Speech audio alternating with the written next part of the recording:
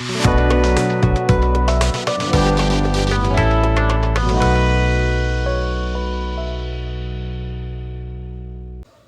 Student, welcome back to ए3 coaching centre. First of all सभी को राधे राधे, जय श्री राम।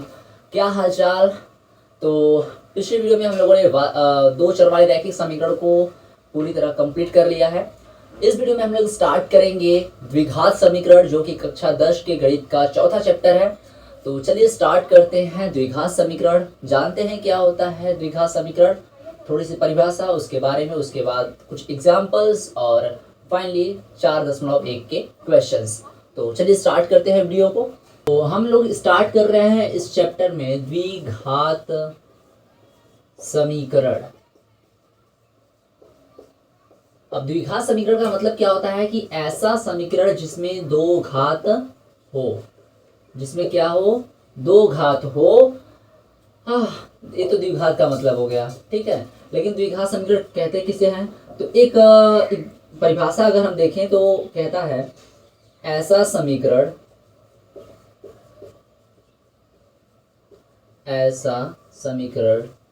जो ax² plus bx plus c is equal to 0 के रूप का हो, ठीक है। जिसमें जो a² plus bx plus c जो हो वो इस रूप का हो। ऐसा अगर आपको कहीं समीकरण दिख रहा है तो उसे द्विघात समीकरण कहेंगे, जहाँ जो a का मान हो वो कभी 0 ना हो। a की वैल्यू अगर हम 0 कर देंगे तब तो ये पूरा पोर्शन खाली हो जाएगा और बचेगा bx प्लस c। तो b का जो x है उसके घात में तो 1 है, तो 1 जब घात में रहेगा तो द्विघात बनेगा ही नहीं, ठीक है। इसलिए हमको 1 को हमेशा 0 के बराबर नहीं दिखाना है, जिससे हमारा x² का जो घात है वो 2 बचा रहे, तभी तो इसे हम कहेंगे द्विघात समीकरण, ठीक है। तो यही है एक लाइन का द्विघात समीकरण, जिसे आप लोग समझ सकते हैं अच्छे से कि ऐसा समीकरण जो ax² plus bx plus c के रूप का हो, जहां पर a is not equal to 0 हो, उसे कहेंगे द्विघात समीकरण। अगर एग्जाम्पल की तरह देखें तो जैसे हो सकता है 3x² plus 5x plus 3 is equal to 0। अगर ऐसा समीकरण कहीं दिखता है दैट्स कॉल्ड द्विघात समीकरण। यही है द्विघात समीकरण, ठीक है। आई होप चीजें समझ में आ रही होंगी। अब चलिए कुछ एग्जाम्पल को सॉल्व करते हैं और प्रॉपर समझते हैं कैसे इसको हल किया जाता है, कैसे कैसे चीजें मिलेंगी। तो चलिए इसे अरेंज करते हैं, क्वेश्चन को सॉल्व करते हैं। देखिए उदाहरण नंबर 1 में 2 क्वेश्चंस दिए हुए हैं, जिनको पहले तो द्विघात समीकरण बनाना है फिर उसको सॉल्व करना है, ठीक है। तो उदाहरण नंबर फर्स्ट को थोड़ा सा हम लोग समझते चलते हैं। उदाहरण फर्स्ट का पहला क्वेश्चन में बोल रहा है कि जान और जीवंती दोनों के पास मिलाकर कुल 45 कंचे हैं, ठीक है। एक जॉन है एक जीवंती है, दोनों के पास 45 कंचे हैं।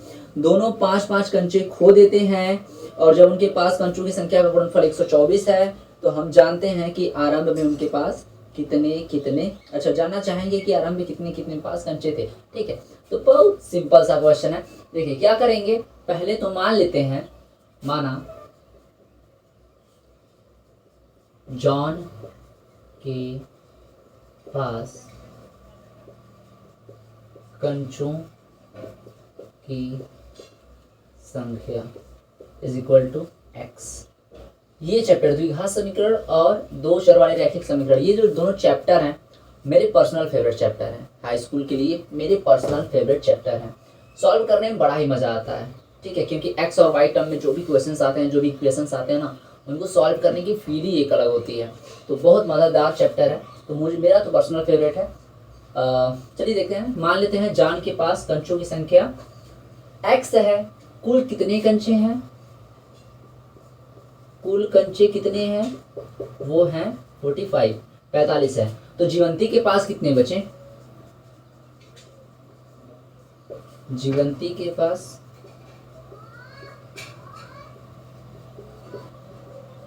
कंचों की संख्या कितनी हो जाएगी, 45 माइनस x होगा।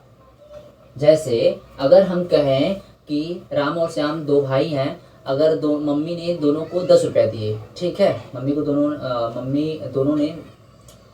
को मम्मी ने 10 रुपये दिए अगर राम के पास 4 रुपया है, राम के पास 4 रुपया है, तो श्याम के पास कितना बचा? 10 में से 4 घटा के माइनस कर देंगे, 10 में से 4 घटा देंगे तो कितना आ जाएगा? 6। ठीक है, सेम वहीं पर है। टोटल 45 कंचे, 45 में से जब x इसके पास है तो जीवंती के पास तो 45 माइनस x ही बचेंगे ना, बस सिंपल सी बात है। ठीक है, उसके बाद क्वेश्चन आगे क्या कह रहा है कि दोनों 5-5 कंचे खो देते हैं। ठीक है, तो लिखेंगे 5-5 कंचे खोने के बाद, अब 5-5 कंचे खो देंगे तो जॉन के पास कितने हो जाएंगे? x माइनस 5, और जीवंती के पास कितने हो जाएंगे?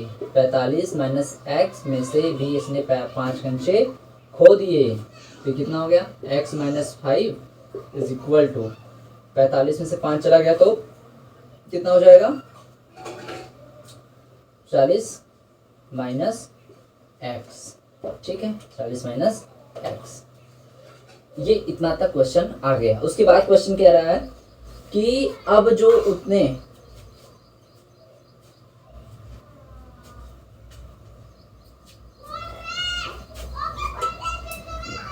अब देखिए 5-5 कंचे दोनों ने खो दिए, तो अब जॉन के पास कितने कंचे बचे?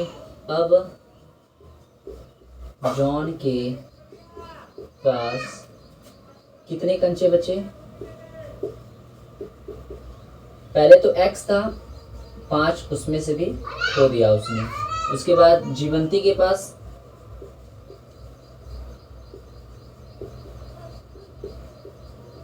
पहले कितना था? 45 माइनस x, उसमें से 5 उसने खो दिया तो कितना बच गया? 40 माइनस x कंचे। क्लियर? इतना क्लियर हुआ? अब फाइनली उसके पास x माइनस 5 कंचे हैं और जीवंती के पास 40 माइनस x कंचे हैं। आगे क्वेश्चन देखते हैं। कह रहा है कि अब दोनों के पास जितने भी कंचे बचे हैं ना, उनका गुणनफल जो है वो है 124। लिखेंगे प्रश्नानुसार, प्रश्नानुसार दोनों के पास बचे कंचों का गुणनफल, दोनों के पास बचे कंचों का गुणनफल कितना है? 124 है। दोनों के पास कितने कंचे बचे हैं? x माइनस 5 बराबर, अब इसके पास 40 माइनस x, 124 आएगा। मल्टीप्लाई कर लेते हैं, x का गुणा 40 में करेंगे 40x, माइनस 5 का गुणा 40 में करेंगे माइनस 200, x का गुणा माइनस x में करेंगे माइनस एक्स स्क्वायर, माइनस 5 का गुणा माइनस x में करेंगे plus 5x is equal to 124। X square को पहले लिखते हैं तो minus x square, 40x plus 5x 45x, और इधर 124 है, ये 200 उधर चला जाएगा। ठीक है, तो कितना हो जाएगा? या तो ऐसा करें, या तो इस माइनस 200 को इधर रखते हैं, इस 124 को भी इधर लाते हैं तो माइनस 124 हो जाएगा इज इक्वल टू 0। क्लियर? अब क्या करें, यहाँ पे हो जाएगा minus x square plus 45x, add कर देते हैं तो ये हो जाएगा minus 324 is equal to 0। Minus common लेकर उधर भेज देंगे तो 0 हो जाएगा, यानी ये हो जाएगा प्लस 324 इज इक्वल टू 0। यहाँ से x कॉमन लेंगे तो x माइनस 36 बचेगा, और यहाँ से माइनस 9 कॉमन लेंगे तो x माइनस 36 बचेगा इज इक्वल टू 0। तो x माइनस 36 यहाँ पर हो गया, और in other bracket x minus 9 is equal to 0। तो जो x की वैल्यू आएगी वो निकल के आएगी x बराबर 36 और दूसरा x बराबर 9। ठीक है, दोनों मान निकल के आएगा। अब दोनों को भी रख के सॉल्व कर सकते हैं, तो क्योंकि हमने माना था जॉन के पास कंचों की संख्या x है, तो मान लेते हैं अगर x बराबर 36 होगा, अगर कंचों की संख्या जॉन के पास 36 होगी तो जीवंती के पास कितना होगा? 9 होगा। क्लियर? अगर इसके पास 9 होगा तो इसके पास 36 होगा, बस यही आगे पीछे है। ठीक है, अगर जॉन ने दोनों ने 5-5 कंचे खो दिए थे ना, तो 5-5 कंचे खो दिए थे, तो अब कितने पास, अब जॉन के पास कितने बचे? अब जॉन के पास कितने बचे, जॉन के पास जितने बचेंगे, यानी ये टोटल उसके पास कितने थे 36 माइनस 5 इज इक्वल टू कितना 31, और जीवंती के पास पहले कितने थे खोने के बाद 40 माइनस एक्स, यानी 40 माइनस एक्स की वैल्यू जो है वो 36 है, तो कितना आ गया 4। ठीक है, तो अब जॉन के पास कितने बचे 31 और जीवंती के पास कितने बचे 4। दोनों में गुणनफल करेंगे देखेंगे 124 ही आएगा। ठीक है, 4 कम 4 7 12। तो आई होप ये क्वेश्चन आपको समझ में आया होगा, उदाहरण सॉल्व किया हुआ है, तो यहाँ से आप क्वेश्चन इस प्रकार कर सकते। चलिए स्टार्ट करते हैं 4.1।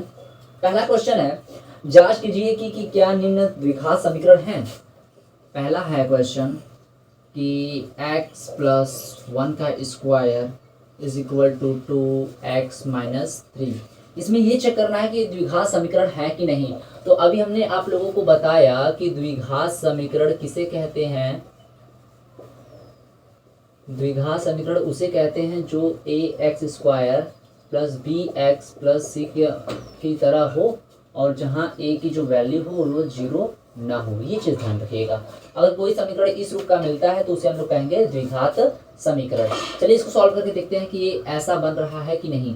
तो x का स्क्वायर करेंगे x², 1 का स्क्वायर करेंगे 1 प्लस फिर 2x हो जाएगा, इधर 2 गुणा x में 2x माइनस 2 के 6, x² प्लस ये 2x पहले से ही है, ये 2x इधर आएगा तो -2x, और ये प्लस का 1 और ये -6 इधर आएगा तो प्लस का 6 इज इक्वल टू 0।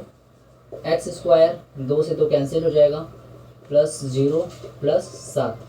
अब देखिए हमने इसको ऐसे भी तो लिख सकते हैं ना, x² plus 0x plus 7 is equal to 0।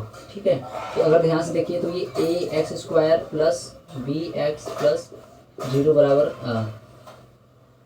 c की तरह बन रहा है। हमने बताया था कि a की वैल्यू 0 ना हो, यानी जो यहाँ पर हो वहाँ ये यहाँ पर 0 नहीं आनी चाहिए, यहाँ पर 0 नहीं आना चाहिए, बाकी कहीं 0 आ सकता है। तो ये हमारा इस रूप का बन गया, यानी ये क्या है, एक द्विघात समीकरण है। बस ऐसे ही चेक करेंगे क्वेश्चंस को। I hope this is clear. Next question देखते हैं इसी में।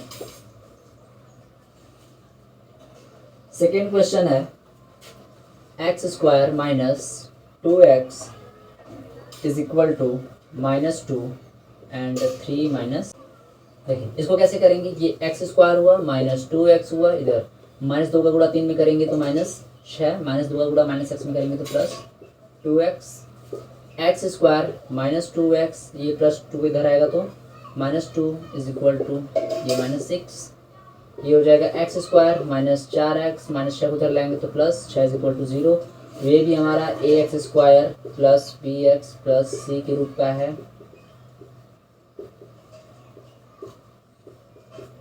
के रूप का है, इसलिए ये भी क्या हो गया, द्विघात समीकरण है, द्विघात समीकरण है। क्लियर। नेक्स्ट थर्ड वाला देखते हैं। थर्ड वाला है x - 2 x + 1 is equal to x - 1 and x + 3। ठीक है, इसको भी सॉल्व करके देख लेते हैं। तो ये x का x में मल्टीप्लाई करेंगे x², x का 1 में मल्टीप्लाई करेंगे x, -2 का x में करेंगे -2x, -2 का +1 में करेंगे -2 इज इक्वल टू x का x में मल्टीप्लाई करेंगे x², x का 3 में मल्टीप्लाई करेंगे +3x, -1 का मल्टीप्लाई x में करेंगे तो -x, -1 का मल्टीप्लाई +3 में करेंगे तो -3। क्लियर।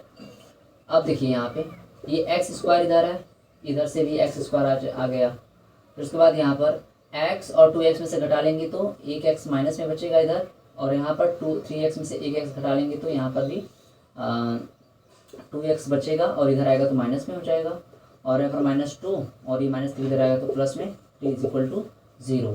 तो x से x² कैंसिल, x² से x² कैंसिल, यहाँ पर क्या बचा -3x + 1 is equal to 0। Clear. अब देखिए यहाँ पे अब हमारा जो x² वाला चीज़ है, x² वाला जो टर्म है, पद है, वो तो गायब है।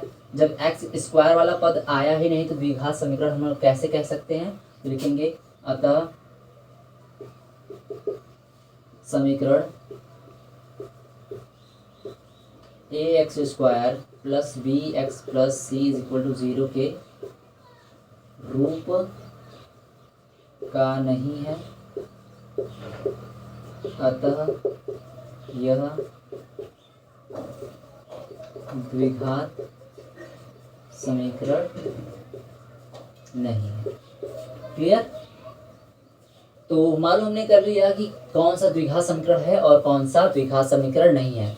अब तो क्लियर हुआ होगा। अगर अब क्लियर हो गया है तो प्लीज बोलने की जरूरत नहीं है, लाइक कर सकते हैं आप लोग, ठीक है। बाकी चलिए नेक्स्ट बढ़ते हैं नेक्स्ट क्वेश्चन की तरफ। चौथा क्वेश्चन है x minus 3 and 2x plus 1 is equal to x plus 5। Clear? ये है। चलिए इसको भी सॉल्व करके देख लेते हैं। x का 2x में मल्टीप्लाई करेंगे 2x स्क्वायर, x का 1 में मल्टीप्लाई करेंगे x, माइनस 3 का 2x में करेंगे माइनस 6x, माइनस 3 का 1 में करेंगे तो माइनस 3 इज इक्वल टू इधर x का x में x स्क्वायर, x का 5 में 5x। क्लियर?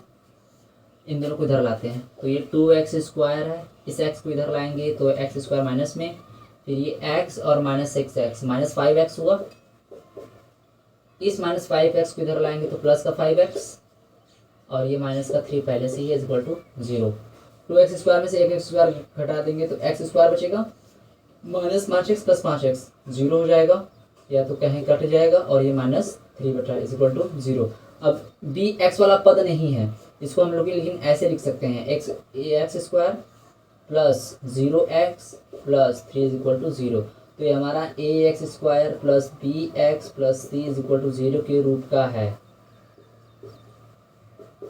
है, अतः ये द्विघात समीकरण है, द्विघात समीकरण है। बस इतना ही करना था। नेक्स्ट देखते हैं पांचवा क्वेश्चन इसका। पांचवा क्वेश्चन है 2x minus 1 x minus 3 is equal to x plus 5 and x minus 1। Multiply करते हैं, अंदर 2 का गुणा x में करेंगे तो 2x स्क्वायर, 2x का गुणा माइनस 3 में करेंगे माइनस 6x, माइनस 1 का गुणा x में करेंगे तो माइनस x, माइनस 1 का गुणा माइनस 3 में करेंगे plus 3 is equal to x का गुणा x में करेंगे x स्क्वायर प्लस 5 का गुणा x में करेंगे 5x, x का गुणा ये हो गया, x का गुणा इन दोनों में हो गया। अब x का गुणा माइनस 1 में करेंगे तो माइनस x, 5 का गुणा माइनस 1 में करेंगे तो माइनस 5। क्लियर? अब सबको इधर लाते हैं, ये 2x स्क्वायर पहले से ही है, माइनस ये x स्क्वायर इधर लाएंगे तो माइनस x स्क्वायर हो जाएगा, minus 6x minus x minus 7x, और इधर से जब 5x में से एक x घटाएंगे तो 4x बचेगा, 4x को जब इधर लाएंगे तो वो हो जाएगा माइनस में 4x, और ये प्लस 3 पहले से ही है, माइनस 5 इधर आएगा तो प्लस का 5 is equal to 0। 2x square में से एक x स्क्वायर घटा देंगे तो x स्क्वायर बचेगा, और ये माइनस 7 और 4 11x plus 8 is equal to 0। अभी हमारा A X square plus B X plus C रूप का है, मतलब द्विघात समीकरण है, द्विघात समीकरण है। बस इतना ही बताना था। चलिए अगला क्वेश्चन देखते हैं, छठा क्वेश्चन इसका। छठा क्वेश्चन है x square plus 3x plus 1 is equal to x minus 2 का होल स्क्वायर। सॉल्व करते हैं, x square plus 3x plus 1 is equal to x का स्क्वायर करेंगे, एक्स स्क्वायर माइनस 2 का स्क्वायर करेंगे प्लस 4, फिर माइनस 4x।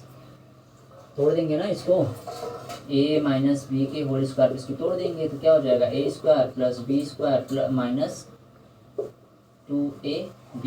इस फार्मूले पे तोड़ देंगे तो ये आ जाएगा। तो एक्स स्क्वायर से एक्स स्क्वायर पहले सीधे सीधे कैंसिल हो जा रहा है, बाकी जो बच रहा है उसको इस पार भेज देते हैं।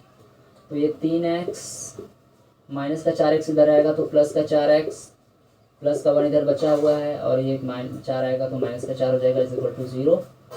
3x और 4x जोड़ेंगे तो 7x और ये माइनस का 3 इज इक्वल टू 0। ये हमारा ax² प्लस bx प्लस सी। अब देखिए इसको ऐसे नहीं लिख सकते, इसको ऐसे नहीं लिख सकते, ये इसको ऐसे लिख दें 0x² plus 7x minus 3 is equal to 0। तो ये बन गया ax² plus bx plus C is equal to 0। तो ऐसा इसको इसलिए नहीं लिखा जा सकता क्योंकि अभी हमने बताया था कि जो a का मान है वो 0 नहीं होना चाहिए। तो इसको हम लोग ऐसे नहीं लिख सकते, यानी ये चीज़ें गलत हो जाएंगी। तो जब हमारा ये ax² प्लस bx प्लस सी, यानी जो हमारा मूल समीकरण है ax² प्लस bx प्लस सी, जब इस रूप का ये है ही नहीं तो ये द्विघात समीकरण नहीं है, द्विघात समीकरण नहीं है। ठीक है, तो आई होप चीज़ें आपको क्लियर हो रही होंगी। बस सॉल्व ही करना है, सॉल्व करके इसकी तरह लाना है। अगर ला दिए तो है, नहीं ला पाए तो नहीं है। क्लियर? चलिए बढ़ते हैं नेक्स्ट क्वेश्चन की तरफ।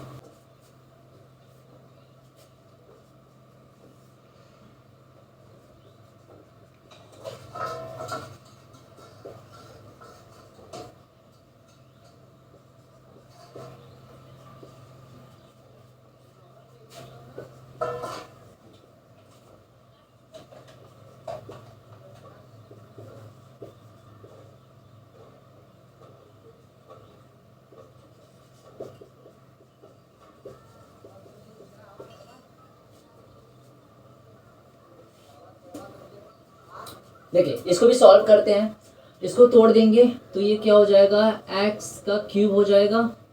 ये किस फार्मूले पे टूटेगा, ये फार्मूला टूटेगा a प्लस बी का होल क्यूब। फार्मूला क्या होता है, a cube plus b cube plus 3a² b plus 3ab square. इस फार्मूले पे इसको तोड़ेंगे तो a का क्यूब प्लस b का क्यूब यानी 2 का क्यूब 8 प्लस 3 गुणे a का स्क्वायर यानी x का स्क्वायर गुणे b का मतलब 2। उसके बाद फिर प्लस फिर ये 3ab स्क्वायर यानी 3 गुणे a का मान x, b का मान 2 का स्क्वायर बराबर इधर 2x का गुणा इससे करेंगे तो क्या हो जाएगा 2x क्यूब और ये माइनस का 2x। अब इसको थोड़ा इजी कर लेते हैं। ये हो जाएगा x क्यूब प्लस 8 प्लस 3 दूना के 6x स्क्वायर प्लस यहाँ पे 2 दूना के 4, 4 3 12x is equal to 2x cube minus 2x। सबको इस बार लाते हैं तो ये है x क्यूब माइनस का 2x क्यूब हो जाएगा, x क्यूब कीजिएगा ये ला दे। फिर ये 6x स्क्वायर है तो प्लस 6x स्क्वायर को लाते हैं इधर तो 6 स्क्वायर है ही नहीं, उसके बाद x वाला पद है। फिर 12x है, इस माइनस 2x को इधर लाएंगे तो प्लस का 2x। उसके बाद ये 8 बचा हुआ है तो प्लस का 8 इज इक्वल टू 0।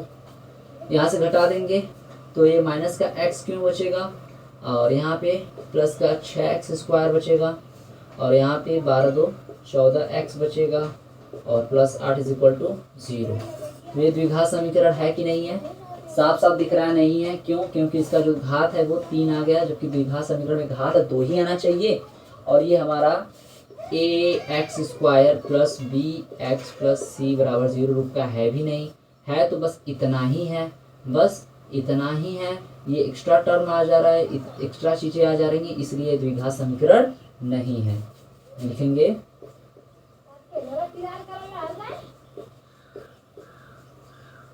द्विघात समीकरण नहीं है। क्लियर? चलिए इसी प्रकार इसको भी देख लेते हैं। इधर x cube minus 4x square minus x plus 1 is equal to, इसको तोड़ देते हैं। इसको किस फार्मूले तोड़ेंगे, x a माइनस बी वाले फार्मूले पे, a माइनस बी वाले फार्मूले पे तोड़ देंगे तो क्या होता है a का क्यूब प्लस b का क्यूब माइनस 3ab आया। या तो ऐसे कर लेते हैं ना, माइनस 3ab, अच्छा ये माइनस ही होता है, minus 3ab a minus b। या तो इसको थोड़ा सा इजी कर दें तो ये a cube minus b cube minus 3a square b plus 3ab square, इस वाले फार्मूले पे इसको तोड़ेंगे। चलिए करते हैं। तो x का क्यूब हो जाएगा माइनस b का क्यूब यानी 2 का क्यूब 8 फिर माइनस 3ab², 3 स्क्वायर b यानी 3 गुणे a की वैल्यू x, b की वैल्यू 2, फिर प्लस 3 गुणे a की वैल्यू x, b की वैल्यू 2 का स्क्वायर। यहाँ से x³ minus 4x² minus x plus 1 is equal to, अब यहाँ पे क्या हो जाएगा, x³ माइनस 8, इसको जो करेंगे तो 3 दूना के 6x² और यहाँ पर करेंगे तो दूना के 4 3 12x प्लस 12x। ठीक है, सबको इस पार लाते हैं तो ये x³ इस x³ को इधर लाएंगे तो माइनस x³, फिर माइनस 4x² है, इस 6x² को इधर लाएंगे तो माइनस 6x², ये प्लस में हो जाएगा। उसके बाद ये माइनस इधर क्या है, माइनस x है, इधर माइनस का 12x आएगा, प्लस 12x इधर आएगा तो माइनस 12x। ठीक है, और यहाँ प्लस 1 है, ये माइनस 8 इधर आएगा तो माइनस 8 आएगा तो प्लस 8 हो जाएगा इज इक्वल टू 0। ये कैंसिल आउट हो जाएगा। यहाँ पर क्या बचेगा, 6 में से 4 घटा देंगे तो 2x², 12 और 1x 13x हो गया, और ये प्लस का 8 9 हो गया इज इक्वल टू 0। तो ये हमारा ax² plus bx plus c रूप का है। जब ये किस रूप का है, मूल समीकरण के रूप का है, अतः ये द्विघात समीकरण है, द्विघात समीकरण है। बस, तो ये रहा क्वेश्चन करने का तरीका। ऐसे पता करेंगे कि कौन सा समीकरण द्विघात है या कौन सा द्विघात समीकरण नहीं है। तो चलिए बढ़ते हैं अगले क्वेश्चन पे और फटाफट उसके भी सॉल्यूशन को देख लेते हैं। आप लोग चैनल को सब्सक्राइब कर रहे हैं कि नहीं, कर रहे हैं ना, बहुत अच्छी बात है। लेकिन मेरे सब्सक्राइबर बढ़ नहीं रहे हैं। ठीक है, मैं जेन्युइनली बताऊँ तो 1-2 भी सब्सक्राइबर अगर जेन्युइनली बढ़ते हैं, जो कि मुझे नहीं पता कहाँ से बढ़ते हैं। ठीक है, जैसे कुछ लोगों को मैं सब्सक्राइब करवाता हूँ कुछ बच्चों से कहकर, बट अगर जो जेन्युइनली बढ़ते हैं ना, तो भाई अगर एक सब्सक्राइबर मेरे बढ़ रहे हैं, मुझे बहुत ही खुशी होती है कि चलो एक बंदा जो मेरे ना कहने पर मेरे एफर्ट के कारण, मेरे कंटेंट के कारण वो मेरे पास आया है, बहुत ही ज़्यादा खुशी होती है। तो आप लोग भी अगर दिल से अच्छे से चाहते हैं और वीडियो अच्छी लगती हो, आपको पढ़ाने का तरीका अच्छा लगता हो, तो एक सब्सक्राइब मेरे लिए बहुत है। ठीक है, चलिए बढ़ते हैं नेक्स्ट क्वेश्चन की तरफ, इसको इरेज करते हैं। चलिए तो दूसरा क्वेश्चन स्टार्ट करते हैं इस चैप्टर का। दूसरे क्वेश्चन में बोल रहा है कि निम्न स्थितियों को द्विघात समीकरण के रूप में निरूपित कीजिए। पहला क्वेश्चन है कि एक आयताकार भूखंड का क्षेत्रफल 528 मीटर स्क्वायर है। यानी कि पहला क्वेश्चन है, एक आयताकार भूखंड है जिसका जो क्षेत्रफल दिया है वो 528। तो दूसरे के पहले क्वेश्चन में दिया हुआ है एक आयताकार भूखंड की बात कर रहा है, जमीन के टुकड़े की बात कर रहा है, जिसकी लंबाई और चौड़ाई मुझे नहीं मालूम है, ना ही क्वेश्चन में दिया हुआ है। बात कर रहा है उसकी क्षेत्रफल की कि उसकी जो क्षेत्रफल है वो 528 मीटर स्क्वायर है। आगे क्वेश्चन में दिया हुआ है कि क्षेत्र की लंबाई मीटर में तथा चौड़ाई के दोगुने से 1 अधिक है। तो लंबाई और चौड़ाई मान लेते हैं। तो माना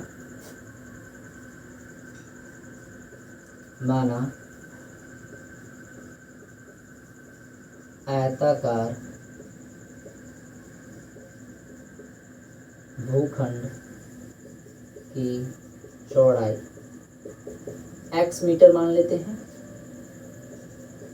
तथा लंबाई के लिए कंडीशन दिया हुआ है। लंबाई के लिए कंडीशन कह रहा है कि जो लंबाई है वो चौड़ाई के दोगुने से 1 अधिक है। जो लंबाई है वो चौड़ाई के दोगुने से 1 अधिक है। क्लियर, ये इतना दिया हुआ है। अब नेक्स्ट चीज कह रहा है कि इस भूखंड का जो क्षेत्रफल है, भूखंड का क्षेत्रफल वो दिया है 528 मीटर स्क्वायर। अब भूखंड का क्षेत्रफल क्या होगा, क्योंकि ये आयताकार है तो इसका जो क्षेत्रफल हो जाएगा वो हो जाएगा लंबाई गुणे चौड़ाई is equal to 528 metre square. लंबाई कितना है 2x + 1 एंड चौड़ाई कितना है x है is equal to 528 metre square. Solve करते हैं तो ये हो जाएगा 2x² प्लस एक्स का गुणा 1 में करेंगे तो x, और ये 528 इधर आएगा तो हो जाएगा 528 इज इक्वल टू 0। क्लियर है। अब ये हमारा बन गया द्विघात समीकरण। अब द्विघात समीकरण है तो इसको सॉल्व करेंगे। अब इसको सॉल्व करेंगे तो कैसे करेंगे, चलिए। तो ये है हमारे पास 2x² plus x minus 528 is equal to 0। तो इस 528 का पहले गुणनखंड करते हैं कि जोड़ने या घटाने पर यहाँ पर 1 आए, ठीक है। और ये साथ में इस 2 को भी लेंगे तो ये हो जाएगा 528। गुणनखंड करते हैं तो 2 से काटेंगे, 2 दूना के 4, 2 छके 12, 2 चौके 8, फिर 2 से काटेंगे 132, फिर 2 से काटेंगे 2 छके 12, 2 छके 12, ठीक है। फिर 2 से काटेंगे 33, फिर 3 से काटेंगे 11, फिर 11 से काटेंगे 1, और साथ में इस 2 को भी लेंगे तो ये वाला 2 भी यहाँ हो जाएगा, मान लेते हैं। तो ये हो जाएगा 11 तो यहाँ 33, और 2 दूना 4 दूना 8 दूना 16 दूना 32, 33 और 32 ले लेंगे तो घटाने पर 1 आ जाएगा, यानी 2x² प्लस इसको लिख सकते हैं 32x माइनस, या यहाँ पे 33 लिखेंगे, 33x minus 32x minus 528 equal to 0। इतना क्लियर है आपको। चलिए, तो यहाँ से क्या कॉमन ले सकते हैं, यहाँ से ले सकते हैं हम केवल x कॉमन। तो x कॉमन लेंगे तो यहाँ बचेगा 2x प्लस 33, और इसी प्रकार यहाँ से माइनस 32 कॉमन ले लें। 32 अगर कॉमन ले लेते हैं तो क्या बच जाएगा, 32 से 528 तो जाएगा नहीं, लेकिन 16 से चला जाएगा। यहाँ से अगर हम 16 ले कॉमन तो ये 16 हो जाएगा, और ये मतलब 2 यहाँ पर 2x बचेगा, और यहाँ पर प्लस, क्योंकि माइनस तो ले लिए हैं, प्लस बचेगा। 16 से काट देंगे, 16 दूना 32, 16 तियाँ 48, 16 तियाँ 48, 16 तियाँ 48, ठीक है। 2x प्लस 33 बचेगा। दोनों में कॉमन क्या है, 0 है, तो यहाँ पर 2x प्लस 33 एक कॉमन हो जाएगा, और सेकेंड में हो जाएगा x minus 16 is equal to 0। अब देखिए, अगर इसको हम 0 के बराबर रखते हैं, 2x plus 33 is equal to 0, तो x की वैल्यू क्या आएगी, -30/2, जो कि पॉसिबल नहीं है, क्योंकि अगर हम x का मान -32/2 रखेंगे तो ये जो आयताकार कोई भी जो क्षेत्रफल है या कोई भी जो ज़मीन है वो उसकी माप तो माइनस में नहीं होगी, तो ये मान जो होगा वो अमान्य होगा, लिखेंगे अमान्य हल, ठीक है। लेकिन इसको अगर रखते हैं x माइनस 16 को 0 के बराबर रखते हैं तो जो x की वैल्यू आ जाएगी वो 16 आ जाएगी, जो कि पॉसिबल है, ठीक है। तो ये जो है यही लिखेंगे मान्य हल, मान्य हल है ये। अतः भूखंड की चौड़ाई कितनी हो जाएगी, भूखंड की चौड़ाई x माने थे हम लोग, तो ये हो जाएगा 16 मीटर, एंड लंबाई हमने क्या माना था, 2x plus 1 is equal to 2 गुणे 16 प्लस 1, क्या हो जाएगा, 16 दूना 32 एक 35 मीटर, ठीक है। तो ये क्वेश्चन करने का तरीका रहा। आई होप चीज़ें आप लोगों को समझ में आई होंगी। चलिए बढ़ते हैं दूसरे क्वेश्चन की तरफ। कह रहा है कि 2 क्रमागत धनात्मक पूर्णांकों का गुणनफल 306 है, पूर्णांकों को ज्ञात करना है। तो यानी 2 धनात्मक पूर्णांक हैं, तो मान लेते हैं दूसरे का, ये दूसरा क्वेश्चन है, तो मानते हैं, माना पहली धनात्मक क्रमागत पूर्णांक x है तथा दूसरी क्रमागत धनात्मक पूर्णांक इसी की बाद वाली x प्लस 1 है, ठीक है। इसको आगे पीछे लिख देते हैं, क्रमागत पहले रहेगा, धनात्मक बाद में, ठीक है। तुम्हारा पहली क्रमागत धनात्मक पूर्णांक x है तथा दूसरी क्रमागत धनात्मक पूर्णांक x+1। देखिए क्रमागत का मतलब होता है क्रम से आने वाला, x के बाद x+1 आएगा, x+2 आएगा, ठीक है, ऐसे, ठीक है।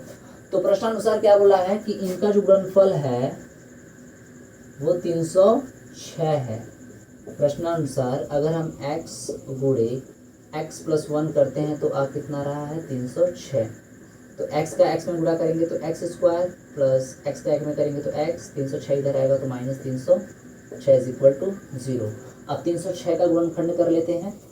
ये हो जाएगा 306 का गुणनखंड, 2 से काटते हैं, ये 15 बार में और ये 3 बार में, फिर ये 153 किससे कटेगा, 3 से कटेगा, 3 5 15, 3 1 3, फिर ये 3 से 17 बार में, फिर ये 17 से 1 बार में। तो घटाने पर 1 आना चाहिए, 2 3 6 3 18, 18 और 17 यानी x =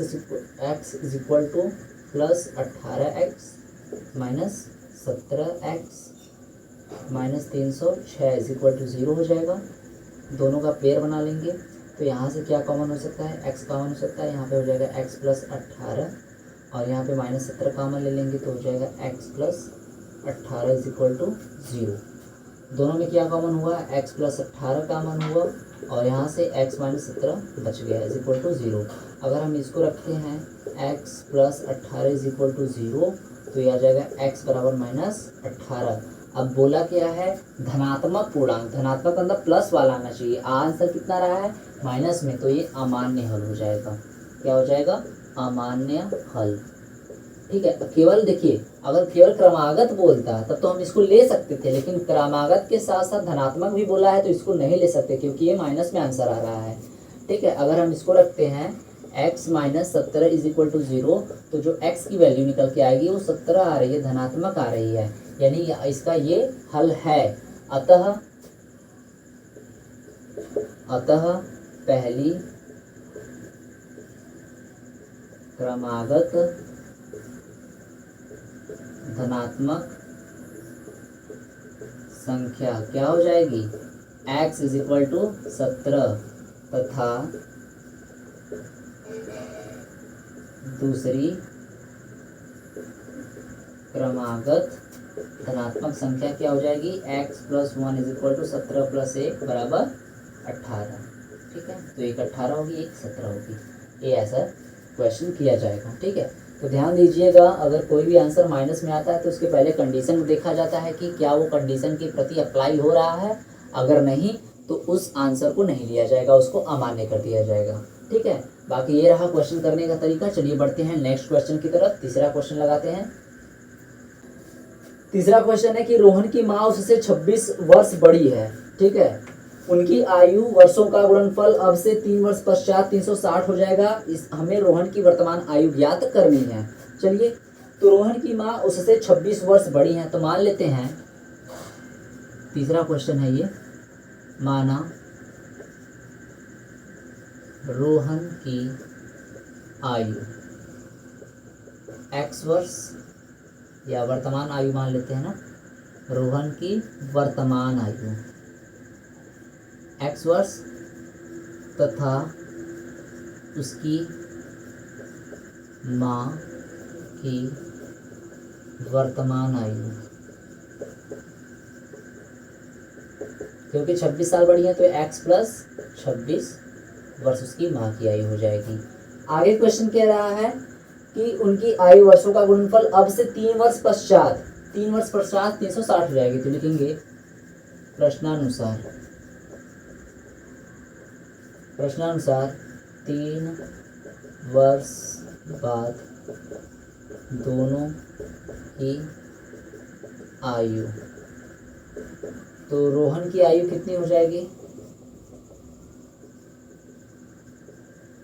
रोहन की आयु आज कितनी है x, 3 साल बाद कितनी हो जाएगी x + 3 वर्ष, ठीक है। तथा उसकी माँ की आयु,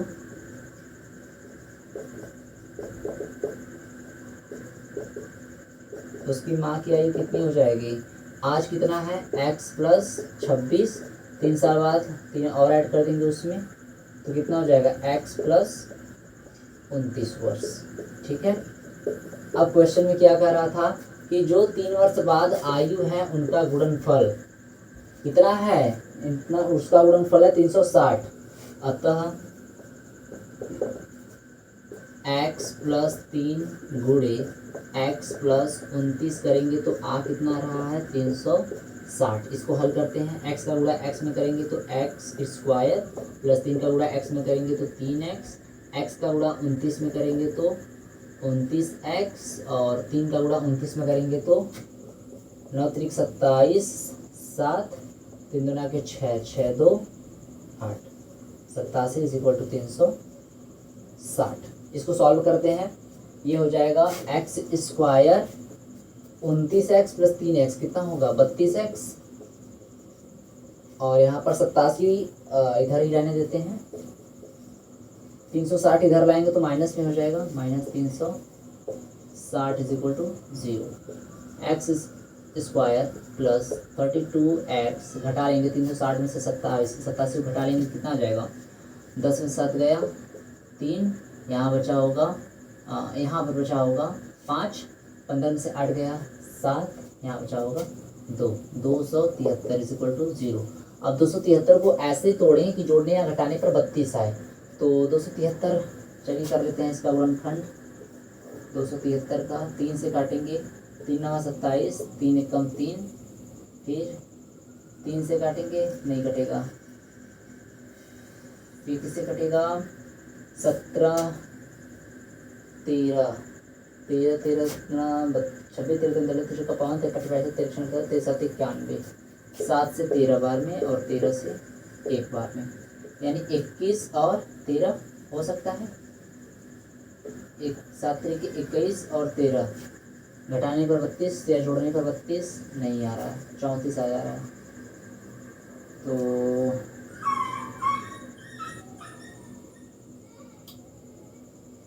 13 तिया 39, 13 तिया 39 और 7 घटाएंगे तो 32 आएगा, ठीक है। 13 तिया 39 और 7 कर सकते हैं, तो ये हो जाएगा x square plus 39x minus 7x minus 273 is equal to 0। यहाँ से पेयर बना लेते हैं, ये 273 है, यहाँ से x कॉमन लेंगे तो x प्लस 39 बचेगा, और यहाँ से माइनस 7 कॉमन लेंगे तो x प्लस 39 यहाँ पर भी बचेगा is equal to 0। x plus 39 एक ब्रैकेट में और दूसरे ब्रैकेट में हो जाएगा x minus 7 is equal to 0। अगर हम इसको 0 के बराबर रखें तो x plus 39 is equal to 0, तो x इज इक्वल टू कितना हो जाएगा माइनस 39। अब देखिए, अब किसी का जो उम्र होगा वर्तमान उम्र वो तो माइनस में होगा नहीं, तो ये अमान्य हल है, अमान्य हल। अगर हम इसको रखें x माइनस 7 को 0 के बराबर रखें तो x इज इक्वल टू कितना हो जाएगा 7, जो कि मान्य होगा क्योंकि किसी की उम्र जो है धनात्मक हमेशा होती है। तो हमको केवल रोहन की आयु ज्ञात करनी थी, तो x की वैल्यू क्या माने थे रोहन की आयु, तो लिखेंगे अतः रोहन की आयु या वर्तमान आयु कितनी है, x बराबर 7 वर्ष। ये हमारा आंसर, ठीक है। तो ये रहा क्वेश्चन करने का तरीका। अगर उसकी माँ की आयु पूछेंगे तो 7 इसमें ऐड कर देंगे, आ जाएगा 33 साल, ठीक है। तो ये रहा क्वेश्चन करने का अच्छा तरीका। तो आई होप चीज़ें आप लोगों को समझ में आ रही होंगी। चलिए इस चैप्टर के एकदम लास्ट क्वेश्चन को देखते हैं और फटाक से इसको सॉल्व करते हैं। कह रहा है कि एक जो ट्रेन है वो 480 किलोमीटर है वो सामान्य चाल से तय करती है, ठीक है। एक ट्रेन है, चौथा क्वेश्चन सॉल्व कर रहे हैं हम लोग। एक ट्रेन है जो सामान्य चाल से 480 किलोमीटर की दूरी तय करती है, यानी कि मान लेते हैं जो माना ट्रेन की या रेलगाड़ी की सामान्य चाल कितना है x किलोमीटर पर आवर, दूरी कितना तय कर रहा है 480 किलोमीटर, ठीक है। दूरी 480 किलोमीटर तय कर रहा है, तो समय कितना लग रहा है उसको तय करने में, समय बराबर होता है दूरी बटा के 4। दूरी कितना 480, समय कितना है x, यानी समय लग रहा है उसको 480 बटा के x घंटा। अब कंडीशन दिया है दूसरा कि अगर इसकी चाल 8 किमी प्रति घंटा कम कर दी जाता है तो यह दूरी तय करने में 3 घंटा अधिक समय लेती है। तो अगर इसकी जो चाल है, कहेंगे चाल 8 किमी प्रति घंटा कम करने पर लगा समय, दूरी तय करने में लगा समय, तो पहले कितने में तय करती थी 480/x में, अब कितने में तय कर रही है 3 घंटा अधिक समय लग रहा है, तो ये 3 ऐड करके जोड़ देंगे। ठीक है, यहाँ से इसका मल्टीप्लाई कर लेते, इसको सॉल्व कर लेते, ये हो जाएगा x, यहाँ पे हो जाएगा 480 + 3x। ठीक है, ये इतना अधिक समय ले रही है। तो नई चाल क्या हो जाएगी, क्योंकि नई चाल हमने कितना क्या किया है, जितना पहले सामान्य चाल था उससे 8 किमी प्रति घंटा घटाया है ना, घटाया है, तो नई चाल कितनी हो जाएगी x -